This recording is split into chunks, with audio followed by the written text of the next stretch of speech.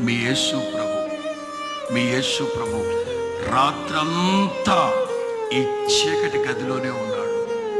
ఒక మాటలో చెప్పాలంటే ఆ చీకటే యేసు ప్రభుకి నరకమైపోయింది.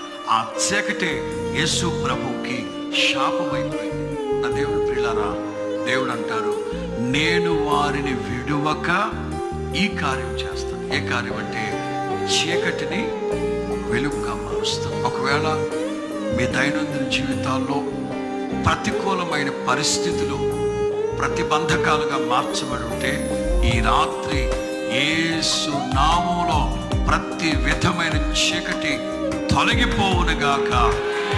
మీ హృదయాలలో ఉన్న చీకటి తొలగిపోవునుగాక.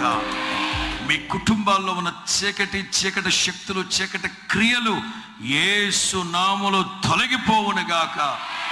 ఇక మీదట నా